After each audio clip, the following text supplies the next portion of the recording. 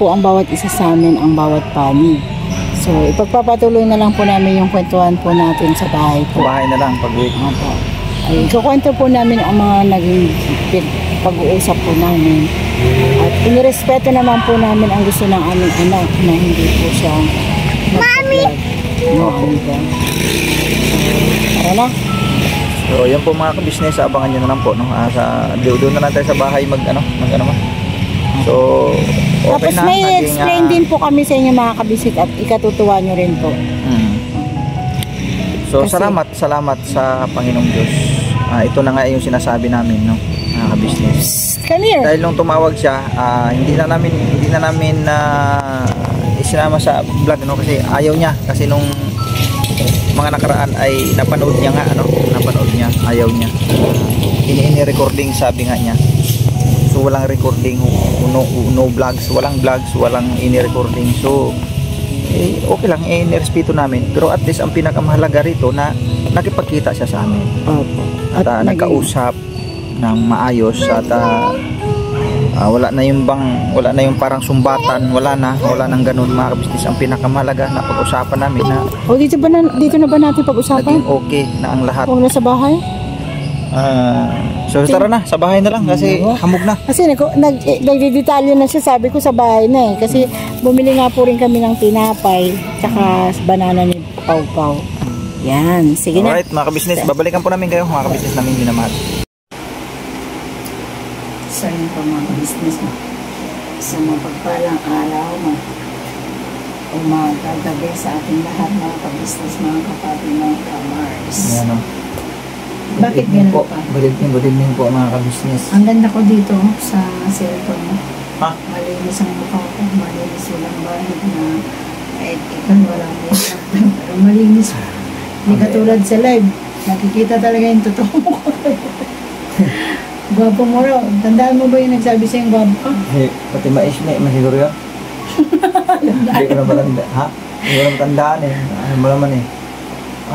Basta, thank you sa nagsabing bumabata daw ako. Pagsabi talaga, mabata pa talaga ako. Parang hindi mo naman pinaparamdam na bumabata ka.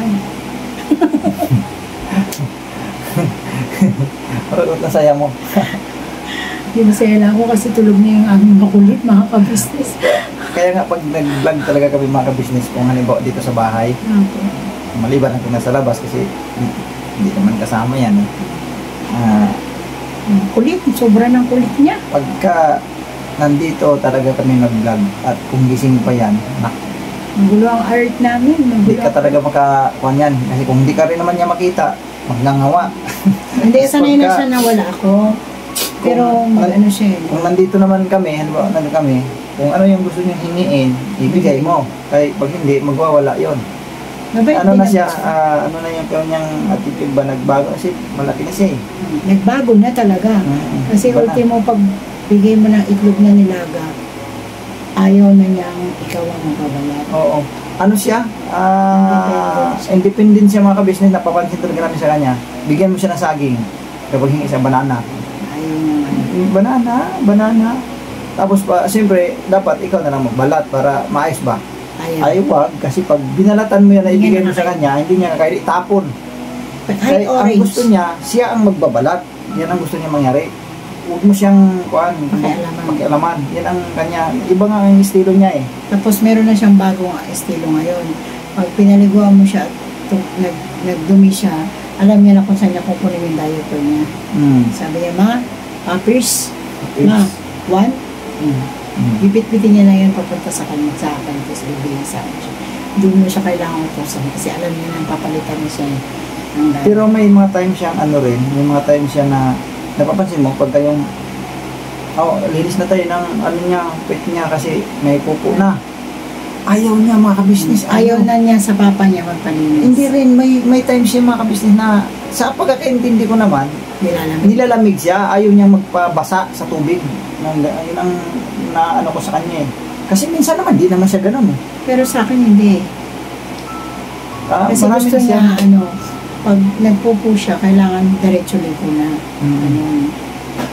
So yun na nga po mga kabisnes, no, napahaba ng mga pasakanhin natin mga kabisnes. Kasi na, kwento. So mga kabisnes, ito yung aking technician doon sa amin pong ano naman. Kumikirot naman. Ay, ang daganan mo eh. Okay.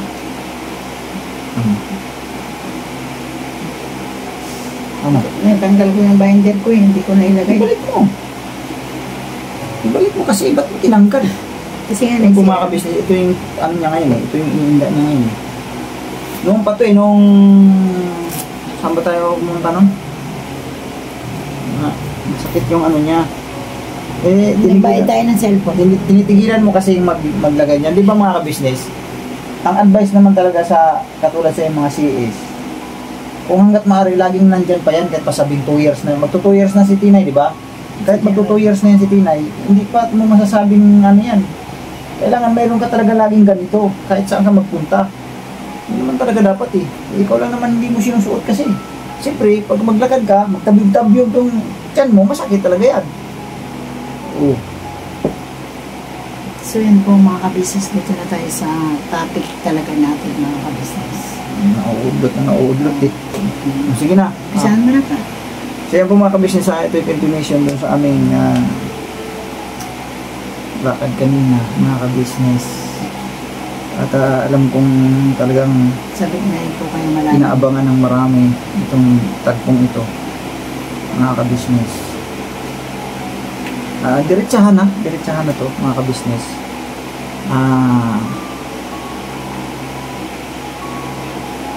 Tumawag si ate. Tapos yun, magkita tayo, kita na kami, pero hindi nakablog mga kabisnes. Mga kabisnes, so yun po mga kabisnes, pasensyahan nyo na po, namatay, magbigla, agam naipit pala yung ano doon, naipit eh, binago ko, in-adjust ko yung cellphone. So yun nga po mga kabisnes na okay na, no? Okay na, nagkausap na, kasi nga tumawag, then wala nga lang talaga vlog na nangyayari. No camera mga kabisnes talaga. No camera, maski yung kanyang sabihin na natin ang totoo mga kabisnes, no? Sabihin na natin. Ito po yun mga kabisnes. Ikaw na nga mag-explain kasi ano eh. Ayun nga po, sabi na nga po ni Kuya Mok, no, yan, nakita na kami. Siyempre, naiyakan. May kinakasama siya talaga. Positibo talaga yung hinala mo noon. Yung hinala niya noon, mga kabisnes, ay totoo talaga. Ang nanay talaga, malakas talaga ang instinct ng mga nanay. Yun ang kanyang hinala talaga. Wala na akong ibang hinala dyan pa kung bakit ayaw talaga magpakita sa atin. Kasi malamang talaga nag-asawa na yan o either may kinakasama. Kasi ang terminong nag-asawa na, kasal. So, maaring, yun nga, sabi niya, maaring nag-asawa na o may kinakasama na. May kinakasama na siya mga kabisnes. Pamilya. May pamilya na po siya. Meron na siyang kinakasama. Siguro yun, tinawag niya sa kapatid niya na gusto niya magkita silang dalawa ni Dudong Charing na mag-usap sila dahil nga sa may problema siya. At gusto na rin na mailabas yung kanya po. Sabi niya nasa loob. Hindi niya mabanggit din sa kapatid niya noon eh. Nung lagi sila nagpuntakan sa Telegram. Hindi niya mabanggit-banggit. Pero mas maganda kasi personal po mga kabisnes. Pero ganun pa man mga kabisnes namin minamahal. Baka isa nga yun sa dahilan din yung kagabi nga na parang na-black out ako kasi shuffle yung aking iniisip. Marami akong iniintindi kasi yung baga hindi ko alam kung paano ko dadalhin yung sitwasyon, no, kabisnes bilang magulang kasi yun nga siguro ganun din nangyari kasi nga iba yung naramdaman ko nung karang araw na biglang nag-black out yung paningin ko na parang I think overstress talaga siguro. Overstress. Mapapansin ko nga mga kabisnes, pumayat ako eh. Bro, lumiit ba yung dito ko? Pero sige lang ako. At ang pinakamahalaga dito sa tagpong ito mga kabisnes na sa hinabahaba din ng mga pagtatanong sa isipan ng bawat isa sa amin, hiningay. Ay nagkaroon ba ng linaw? Nagkaroon ng kasagutan mga kabisnes ang aming mga katanungan sa aming isipan na kung minsan nakapag-isip ka pa ng Hindi maganda. Hindi maganda, buhay pa ba, yung mga ganung mga isipan, ano kaya nangyayari, hindi kaya siya pinahirapan. So, naalis lahat yun, no? Naalis lahat yun. Naging maluwag sa dibdib. Kaya sabi ko sa iyo, may, utak ko, grabe. Hindi nyo malahalata sa kanya. Loaded sa stress talaga. Loaded na loaded. Hindi nyo halatang naapektuhan siya kasi hindi niya iniiyak. Parang naging manhid ako, mga ka-business. Sa halip na umiyak ako sa harapan ng anak ko. Kasi, di ba sabi ko nga, kung kinakailangan makontrol ko sarili ko, kukontrolin ko talaga. Kasi, mahirap Pero mali din yun pa. Kasi kailangan mo ilabas yun yung iyak mo. Kailangan mo ilabas para mawala dito sa dibdib. Naging manhid ang ko. Kasi dagdag yun na dagdag yun ang stress ang buhay. Kasi, ang hirap talaga. Pero, ayun nga, sabi ko, ganun pa man, nandyan na, tanggapin na natin ang katotohanan at batay sa mga nakomento nga rin ng mga nakarang mga vlogs na kung kinakailangan, ipaubaya mo na sa Panginoon Diyos yung Facebook Noy at huwag mong stressin ang sarili mo, maging relax ka, payuhan mo na lang ang anak mo, tanggapin mo ng buo. Doon ako humuhugot din ng lakas sa mga komento, ng magagandang komento, mga business, mga advice niyan. Doon ako, isa doon sa pinaghuhugutan ko rin talaga. At doon ako, siyempre, naniniwala tayo sa kanila din yung kanilang mga magagandang advice. Sabi ko, pag nagbasa ako ng komento, tama naman ito Tsaka, sinasabi ko rin sa sarili ko, kailangan. Kasi, kung gagawa man ako ng hindi maganda, o sabi ko nga ng mga nakarang vlog, paano kung halimbawa nakapanakit ako, ang tanong, masusolusyonan ba ang problema? Magdadagdag lang ng problema yun mga ka-business Tsaka hindi talaga rin tama. Hindi na tama. Sa akin Hindi tama yun. Naging kalmado na ako nung nakapagsabi na nandito lang siya. Tapos yung may nakapagturo na nakikita nga siya dito banda sa atin. Nakikita siya dito sa may mga sakayat sa labasan. Naging gumaan sa pakiramdam ko na as in yung dugo ng ina na talagang as in sabik. Parang sabi ko, hindi na kami kailangan maghanap ng malayo, hindi na kami kailangan pupunta sa ganito. Tapos, yung may nakikita kong ganong kalaking katawan niya, buhok niya, kung, di ba, pag sumasakay tayo sa mga sasakyan, tapos may nakita kong nakamotor na babae. Lagi siya nagsabi, uy, anak mo. Parang anak. Ginagano ko sa kanya, tinan mo, parang si Jamela, tapos gumaganon ako, sa sobrang excited ko mga kabisis. Tapos lalo na pag may kulay ang buhok, kulot, ganyan, straight. Malaki ang katawan. Tumaba kasi yung anak ko na yun. Talagang pinipilit ko, lalo na pagpapunta kami ng isabi ng mga ka-business. Sobrang dambuhala na yung anak ko na yun nung nagsitrabaho pala siya, mataba na siya Tapos pag dumadaan yung bus na sinasakyan namin, talagang hindi ako natutulog yan mga ka-business. Nakatingin ako sa salamin, sa labas. Malay mo, sabi ko isang araw, biglang nakasalubong natin, tapos nakita natin, hintuan talaga natin, gano'n. Yun. Kumbaga yung lukso ng dugo ng nanay. Tapos yun nga, nabawasan lahat yun mga kabisis kasi nga, may napapagsabing malapit lang sa amin. So, sabi ko sa kanya, huwag mo na i-stressin yung sarili mo, hanapin na lang natin. Ayun nga, di ba, naghanap na po kami. Ngayon, tapos nakausap namin na nagtiwala kami sa sinabi niya na huwag niyo na akong alalahanin. Pag sinabi kong nasa mabuti ako, nasa mabuti ako. Siyempre noon kasi kinakabahan kami, baka mamaya may nakatutok sa kanyang kutsilyo o baril na, sige magsalita ka ng pangit, diba? Diba? Ganun Yun na nasa utak namin Yung sinasabi ng mga subscriber natin, mga viewers natin, baka nasa pogo siya kasi hindi mo nga siya nakikita na video call, mga ganun, hindi siya salita lang, baka nga ganun nga, diba? Magsalita ka ng pangit, yung tinan mo. Ganun, yun na nasa utak namin mga ka-business. Kumbaga, puro negatibo ang mga siyempre, normal talaga yun. Magkapag-isip kami ng ganun kasi gawa ng hindi nga namin alam kung nasaan siya. Tapos nung nagsabi siya sa amin na sinabi ko na nga sa inyo magtiwala kayo. Siyempre, madali lang kasi magsabi ng magtiwala kung hanggat hindi ka nakikita sa actual mga ka-business. Yan nga, sobrang excited na kami na makita siya. Diba, nakita niyo naman. Tapos sa gabi nakakatulog na ako mga ka-business kasi nga yung kaba ng dibdib ng bilang isang magulang, ramdam mo, makikita mo siya. Yun, nakita kami kanina. Grabing iyak ko mga ka-business eh. Hindi na nga lang kasi talaga Ano, ang kanyang naging buod na dahilan kung bakit hindi talaga siya nagpapakita. Grabing takot nila sa akin. Sa akin pala siya talaga natatakot, pati yung pinakasama. Takot na Tapos, takot sa akin talaga. Isa pa Halos po nun, namumutla sila sa akin nung magkita kami. tapos ang isa pa po Kasi nun kasi alam niya bago kasi yung- opera. Alam kasi din niya ang ugali ko talaga eh, na lalo nung hindi pa ako wala pa akong sakit, saka medyo ano pa ako. Talaga naman, sabi ko nga yun ang unang-unang kinakatakot ng anak ko. Kung bakit, baka daw makapatay ako ng tao. Tapos pangalawa, nag-vlog siya, di ba? Oo. Nahihiya na siya. Dahil siyempre marami nakakilala. Pangatlo, dahil sa bagong opera yung tatay niya, kung paano niya i-explain, sasabihin, kasi dagdag pa di ba? Dagdag pa ang palaisipan. Yun ang nasa isip niya. Dagdag isipin sa akin. Na ganun nga, bakit nga ganun, ganyan. Yun ang nasa utak niya, baka sobrang galit ni papa niya. Kaya, nangingi din siya ng tawad sa aming mag-asawa na pasensya na kayo, mga imbis na maka-agapay ako sa inyo, dumagdag pa ako ng sakit ng Pero mga ka-business, talagang hindi ko rin naiwasan na nagsalita ako sa kanilang dalawa na.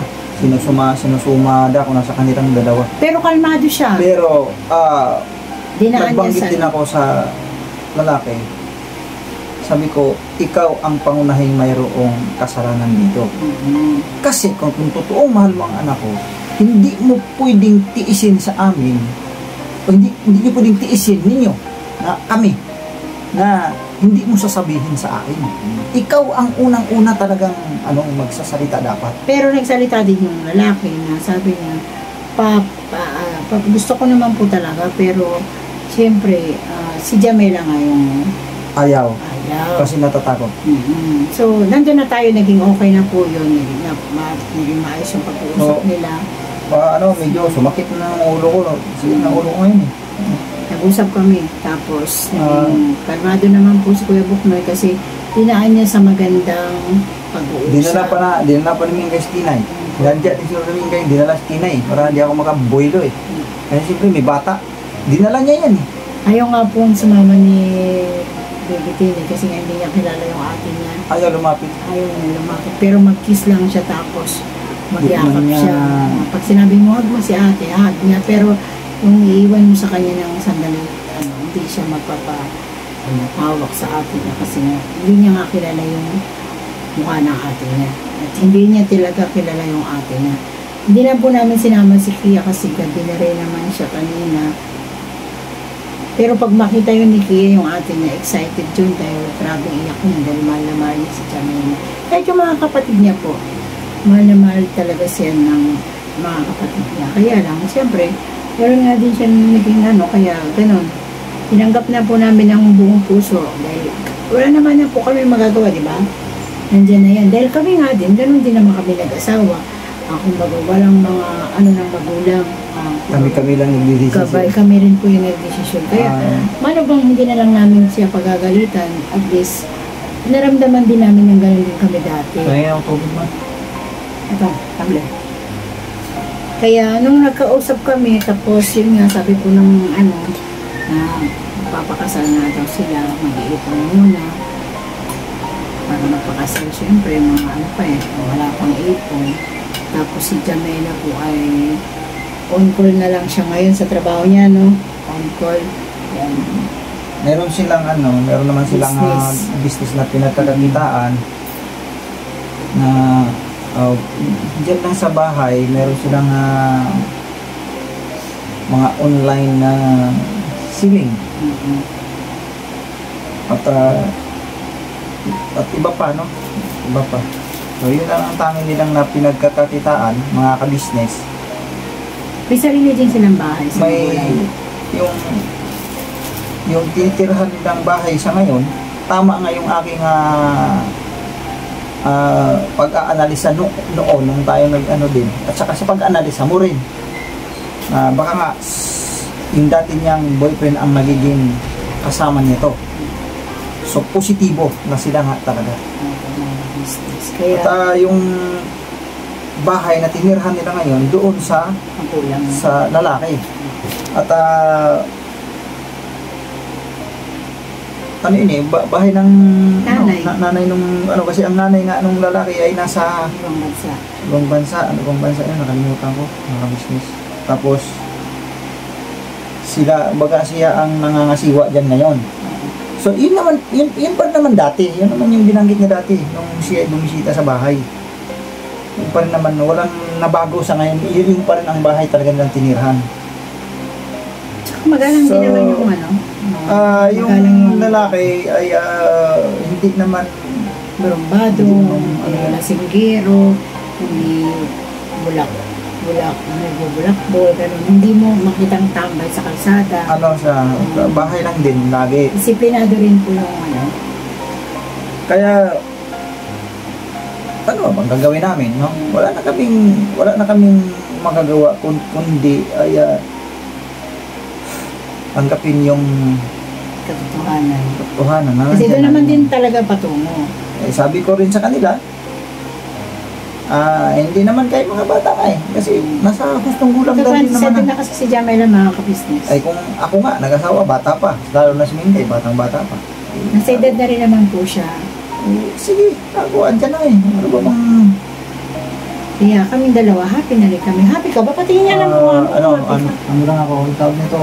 Di samot-sali kasi yung aking iniisip na eh. Ang dami kong iniintindi. Tapos ako, Kasi- maluwag sa dibdib ko. Oo, wala na akong naging problema patungkol sa mga ganyan na parang agam-agam dati na kung ano saan ano nangyari. Wala na yun. Baka Tapos na yun.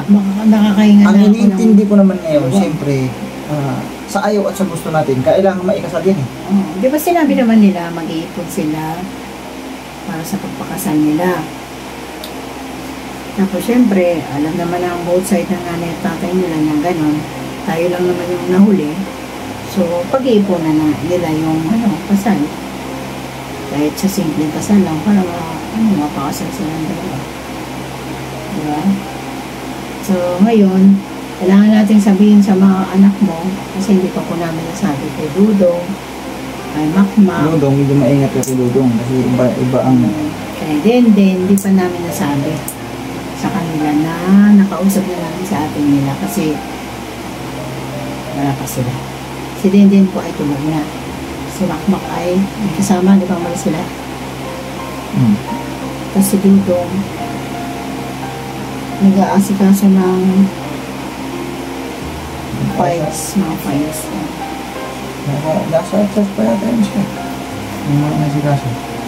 So, malalaman po namin yung mga kasagutan ng mga anak namin kasi kami dalawa masaya na kami. So, alam ko naman magiging masaya din po yung mga bata kasi mabubuo na po yung pamilya namin. Kahit mahirap, magulang ang pamilya, masaya na. Ayun, di ba? Si Mengay magiging masaya na at masarap ng matulog kasi Ganun pala ang pakiramdam, no? Pagka may anak ka ng... yun ba, naging kumbaga yung... pamilyado na. Naging pamilyado na, di ba? Iniisip ko ba mga ka-business na pagdating ba ng panahon na lahat na sila may asawa, Tayo na lang dalawa. yung bang naramdaman ko ngayon na ganito pala, no? Malungkot. Lahat na sila may asawa na, di siyempre magkanya-kanya na yan. Hindi natin alam mga ka-business kasi kung saan magsipuntahan nyo, hindi natin alam kung saan yan sila nakakarating, no? Saan sila nakatira. Meron kasing anak na gusto na sa tabi lang Mas ng tabi lang. magulang. Meron ding anak na ayaw sa tabi ng magulang. Oo. Ano yun eh. Parang ako, Kaya, dati sabi ko, ayaw ko sa tabi ng parang yun magulang. na unti-unti akong naramdaman sabi ko, parang malungkot pala. Makakalungkot pala yung ganun. Pag kayong halimbawa yung paano pala pag lahat sila may mga asawa na tayo na ng dalawa. Ang lungkot masyado Yung yun. masama nun kung iniwanan kita sa sinasabi ko, chote. Ganun pala yung pakiramdam mga business nga. Anak ko, ay asawa na ko, mag-asawa na pala yung anak ko. Tapos, matagal pa na panahon naman yan kasi si Tina yun, date pa niyan eh. Pero, mayroon na akong naramdaman na ganun pala. Parang may kurot sa puso mo. Oo, yung bang, Kung hindi mo ina-accept na pagdating ng araw, malalagas sila. ano malalagas? Malalagas sa pamilya natin, kumbaga. Iba yung salitang nalalagas Hindi, kasi ganito yun mga Huwag yung kabisnes. hindi ka lagas. Ano ba bala? Hindi, iba yung lalalagas. Pag sinabi na lalagasin na, namamatay na. Ganun ba? Mali. Yung bang, yung nagsisiparate na sila sa atin kasi may magkakaroon na sila ng kanyang Parang pamilya. bumalagas. Ganun. Kumbaga Kasi kanya-kanya na silang kanya-kanya na silang magkakaroon ng sariling pamumuhay. Sanga-sanga. Ganun. Lagis, mali pala yun. Mali yun. Mali yung termino kasi yung pangit kasi pakinggan mga kabisnes ng ganung termino. Unti-unti ng ganun. Ano sila ba? Yung darating ang isang araw, yung mga panahon na magkakaroon na sila ng sarili-sariling pamilya, yun ang ano doon. Hindi ko sabihin. Yun ang ibig sabihin ng God. So, ano pala, medyo may quotes, damdamin pala, no? Baka kasi ako, nakikita ko kasi yung mga nanay at tatay no, matandang yung gusto ko ang isa sa makinig sa akin, yung gusto kong mangyari, yung matandang-matanda na yung mag-asawa, tapos yung mga anak nila, nakikita pa nila yung kanilang pamilya. Ang isa sa ano ko, niisip ko rin mga kabisnes ba, kaya nilang i-handle ang mga bagay-bagay na bagaman nasa sostong gulang na sila, no? Pero bilang nagsisimula, paano kaya nila may handle kung may mga pagsubok na dumating sa buhay na tila baga halos susuko ka. Hindi ko alam kung paano nila dadalhin. Baka mamaya yun nga, meron tayong ano yan, vlog yan na baka mamaya away ba, hindi kasundo ba, tapos ang nagiging solusyon hiwalay, yung ganon, di ba? May vlog tayo yan nung mga nakaraan.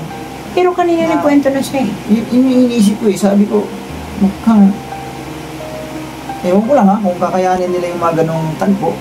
Pero nga may naikwento na siya kanina sa akin. Ano ba sabi? Sabi niya, ganyan pala ang mag-asawa. Sabi niya, ano sabi? Kung narinig ko sa'yo dati na ang hirap ng ganito, ganyan, ganito, ganon. Sabi niya, naramdaman ko na totoo pala. Di ba? Isang step pa lang yun pa. Sinabi niya sa akin, wala pa siyang anak, di ba? Sabi niya ganun pala yung, kaya pala, lagi kong narinig sa'yo, ganito, kailangan natin ganito, ganyan. Hindi nyo ba alam, ganun, ganyan? Kasi mabunga nga po talaga ako mga kabisnes. Sabi niya, akala nyo pagdating ng araw, mararamdaman nyo rin to.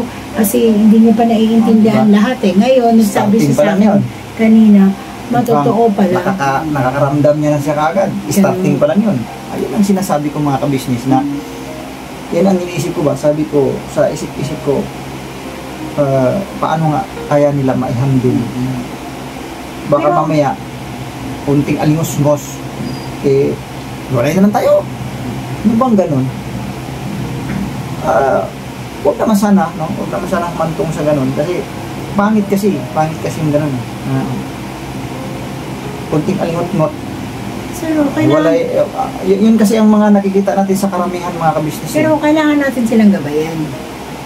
Nga wag sana mangyari yung gano'n kasi kami ni Minday ganito na lang talaga yung mga kalagayan namin.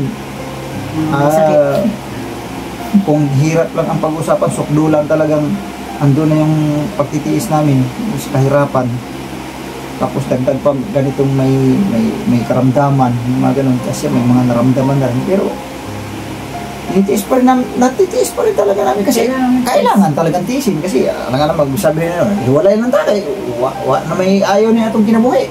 Hindi naman yun ang sagot Hindi naman ang sinabi ko sa'yo, di ba? Nung araw pa, wala pa tayong anak. Suktulan, magdildil tayo ng kasi hindi tayo maghiwalay. Kaya nga, yun ang inano ko sa isipan ko sa anak namin. O sa mga magiging dito pa sa sunod pa ng mga anak namin, kung sino po yung mga mag-aasawa na bro, huwag naman sana humantong sa ganun yung iniisip ko na kunting alingot-ngot nga lang ay ang sagot agad ay maghiwalay. Huwag naman po sana yung ano ko.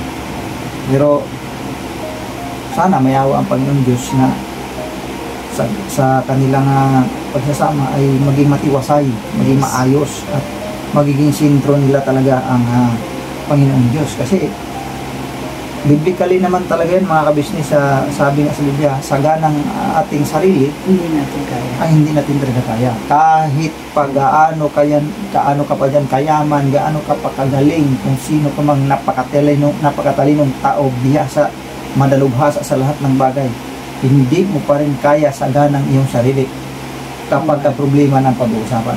Hindi mo kaya yan. Kailangan mo talaga ang Panginoon Diyos. Kailangan mo talaga. Sabihin mo, so mayaman naman ako, problema lang yun, pira, marami ang pira, hindi po yun ang kasagutan dyan. Kasi ang daming mayayaman, ang daming, pero ang iba nagpatiwakal, ang iba nagpakamatay, pero mayaman naman yun. Pero bakit ganun? Kasi nga ang problema, pagka hindi mo kaya dalhin, pagka hindi na kaya dito sa dibdib, at hindi mo in-apply ang Panginoong Diyos dyan, wala talaga. Malaking problema talaga yan. Kasi hindi mo kaya sa saganang sarili mo lang. Kaya kailangan masintro natin ang Panginoong Diyos. Sana ganun ang magiging isipan ng mga anak ko. At hindi naman kami nagkulang sa bagay na yan patungkol sa magandang bagay. At simula pa man noon ay itinuturo na namin sa kanila kung gaano kahalaga ang pagiging ko sa Panginoon Diyos. So bilang tao, di naman tayo perfecto nga, ika nga. Pero huwag naman sana na kumantong talaga sa ganoon na kalagayan na ayaw ng kilalanin ng Panginoon Diyos. Huwag naman sana. So, mga kabisnes, Maraming salamat sa inyo. maraming salamat sa inyong Po sa pag-pray nyo. sa pag-pray sa napakahabang panahon at may mga time pa dyan, may mga tagpo pa dyan na tila baga dyan sa komisisyon, no, na nag-away-away sila, nagsisisihan, mayroong iba dun, yung isa dito kakampi yung isa, yung isa dun kakampi din yung isa, parang nagkakaroon ng bangayan, banggaan sa mga, pero sa kabila ng lahat, mayroong mga nagpapayo naman na tigilan nyo na yan at ipagpasa Diyos na lang natin yan. So, nangingibabaw mga kabisnes ang mga pagpapayo at saka nangingibabaw ngayon na yung sa pag-pray ba, no? Pag-pray ng marami, ito ang naging resulta. Kaya po yung mga kabisnes sa mga nagsabi naman po sa comment section na walang sikli na si Jamela, walang isip na pinapera po. Maraming ganito po yung mga kabisnes. Meron lang po kasi siguro naging misunderstanding sa amin ng pamilya namin. Kasi yun nga, sabi ko nga sa inyo na nagkaroon siya ng takot. Yung takot talaga, sobrang takot. Na magsabi sa amin ayaw niya, pero hindi niya alam daw kung paano niya sisimulan. Kasi dahil nga po sa kalagayan ni Kuya Bok. Kaya wag natin pumusga ng aking anak dahil hindi naman sobrang laki nung naging kasalanan niya. Kumbaga, naunahan lang siya ng takot. Kaya, at yung anak ko po na yun ay disiplinado naman po. Dahil hindi po siya naging sakit ng ulo namin mula ng pagkabata. Hindi po siya nagbubulakbol, hindi nagkakating, hindi po barkada. Iba po Hindi naman barkadista yan. Opo. Yun lang, yung time na lang po na yun na pagka-graduate na yun lang po. Nagtrabaho. Pero kung tutuusin po, wala po kami naging problema. Yun lang nga po, hindi natin hawak ang puso ng mga anak natin pagdating na sila ay malalaki na. Kahit kasi ganun din po kami nung araw. Nagdesisyon lang kami ng sa sarili namin.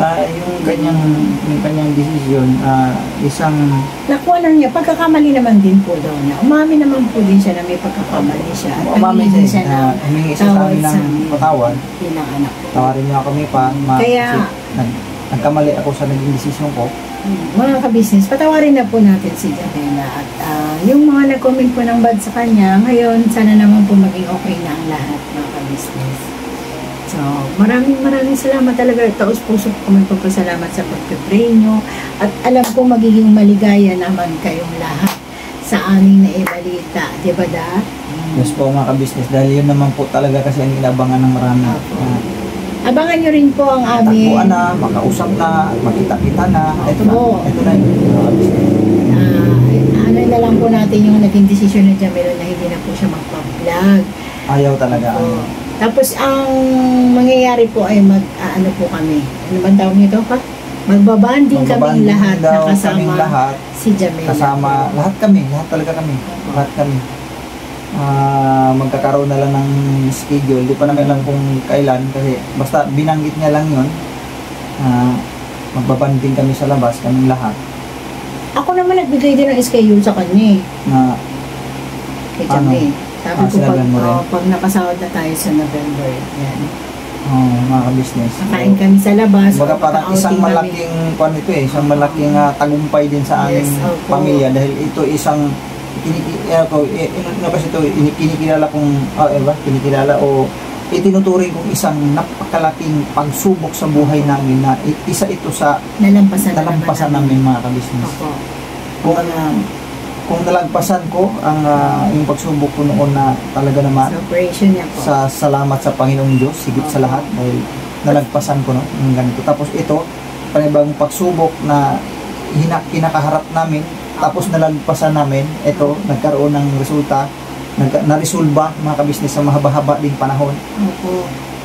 Salamat higit sa Panginoong Diyos. Opo. At sa inyo po. Sa inyo mga ka-business. Sa inyo pong walang sawang suporta po Hindi sa kayo bumibitaw sa amin sa pagsuporta. Opo. So ito na yung sagot sa inyong mga panalangin mga ka-business. Ito na yun. Ito na yun. So happy ang lahat. Happy tayong lahat Opo. dahil naresolba ang problemang ito. Siyempre ang una, happy din po ang ka-business team Yes at po. ka-business family. dahil Salamat sa Panginoon Diyos. bawas stress na sa aming mag-asawa. Yay! Yun. So, thank you. Thank you. Salamat sa Panginoong Diyos. Salamat. So, ito, tayo, tuloy lang ang buhay. Yes, happy together. Kahit, sabi nga, kahit mahirap ang buhay, at least ito, Kung sa hirap lang po, number 1 na tayo dyan. mayroon na tayong nare-resolve problema. At tuloy ang ating paglalakbay sa mundong ito, mga ka-business. At sa pagpapala naman po dahil nandyan kayo, nakasubaybay sa amin, sobrang blessing po sa amin. Maraming salamat po mga ka-business sa inyo pong pagsubaybay sa tagpong ito sa istoryang ito mga ka-business. Marami talaga nag-aabang, ang iba nga dito naiinip na Yes. mahabang panahon. Ang iba nga ay may mga comment din po minsan na mangyalan lang naman. Hindi na yun magpapakita sa inyo. Hindi na yun. May mga ganun din. Pero hindi tayo nawala ng pag-asa. So ito na nga yun. Nagkaroon na ng resulta. At magandang resulta mga business. Yes. So hanggang dito na lang mga ka-business namin minamahal. Hindi na namin pakahabain pa. No? Ang mahalaga ay importante. God bless po sa ating lahat mga ka-business. Happy, siyempre. Kiss mo na. Mga ka-business, support po natin siyempre ang ating main channel, Yes. Ka-Business Official, Papa Dins TV, siyempre Ka-Business Family, Mrs. Kibi Official, at The famous. Famous Budang Official. Yan. At ang Lahat ng mga kagwangs, mga ka-business, especially for me. Kagwang Bok may official. Especially Robin Kagwambok ko siya. Mga ka-business, muli nagpapasalamat ako ng napakarami sa inyo pong panonood sa aking YouTube channel. Yes. Sa pagsubaybay niyo po mga ka-business dahil talagang tumaas ang aking views mga ka-business. At nakakatulong ng malaki sa aking pamilya. God bless po sa ating lahat mga ka-business. Hanggang dito na lang ang aking video mga ka-business na minamahal. Never say goodbye. Tomorrow is another day. Paano daw yung Hindi na ba smile na nagwagi? Ganyan na yung smile mo. Ano ba siya? Alam naman, nanganga ako. Wag ko sinabi mo mga Ano ba? smile. So, sinabi ko smile. Smile. Di ba? Pag sinabi ko smile, smile. Smile.